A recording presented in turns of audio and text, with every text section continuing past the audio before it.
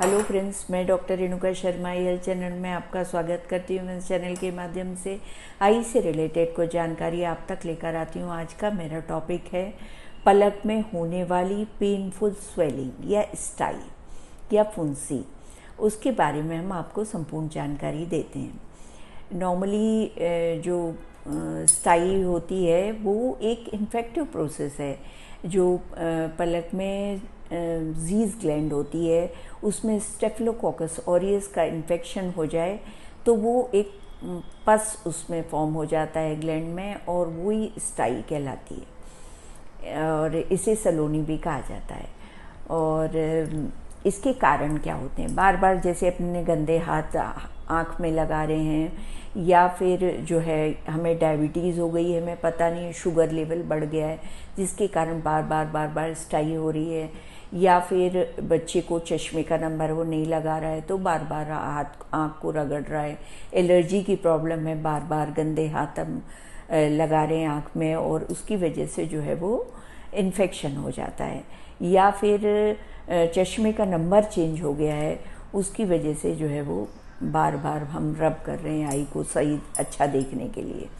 तो ये सारी वजह हो सकती है जिसकी वजह से जो है इन्फेक्शन हो सकता है और इन्फेक्शन होने की वजह से जो है वो पस पॉइंट आ जाता है और ये बहुत ही पेनफुल रहती है और कई बार जो है पूरी लिड स्वेलिंग हो जाती है और कई बार बहुत बड़ी एब्सेस तक फॉर्म हो जाती है। यदि ऐसा हुआ है तो आप सूखे कपड़े से गर्म सेक करिए और एंटीबायोटिक ड्रॉप डालिए। इतना आप अपने होम रेमेडीज़ में कर सकते हैं। परंतु यदि नहीं ठीक हो रहा है तो फिर डॉक्टर से कंसल्ट करिए। तो oral antibiotic drop, topical antibiotic drop, गर्म सेक, ये सब करने से जो है वो स्टाई जो है वो ठीक हो जाती है। और परंतु यदि ये बार बार हो रही है तो फिर हमें उसके रूट कॉज को देखना पड़ेगा। कहीं एलर्जी तो नहीं है, चश्मे का नंबर यदि है तो सही नहीं है तो उसको सही करा लीजिए, और यदि कोई एलर्जी की प्रॉब्लम है तो उसका ट्रीटमेंट प्रॉपर लीजिए, और शुगर है तो उसको शुगर को कंट्रोल करिए।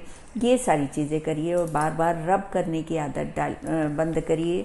तो ऐसा सब करेंगे तो दोबारा नहीं होगी स्टाई, क्योंकि कई बार किसी की एक बार स्टाई होती है तो बार बार होने लग जाती है। तो ऐसा सब प्रिकॉशंस रखेंगे तो हो सकता है बार बार ना हो। और साथ में रात में सोते समय एक एंटीबायोटिक ऑइंटमेंट डालिए, तो उससे क्या होगा कि वो इन्फेक्शन जो है बैक्टीरिया वगैरह उसमें सेटल हो गया है वो डिस्ट्रॉय हो जाएगा। तो ऐसा सब करेंगे तो आपको जो है वो बार बार स्टाई नहीं होगी। Thanks for watching this video. काफ़ी इन्फॉर्मेशन आप इस वीडियो के माध्यम से आपको मिली होगी। Thanks for watching this video. Thank you. Please like and subscribe. Comment section में अपने कमेंट्स ज़रूर डालें। Thank you. Thanks for watching.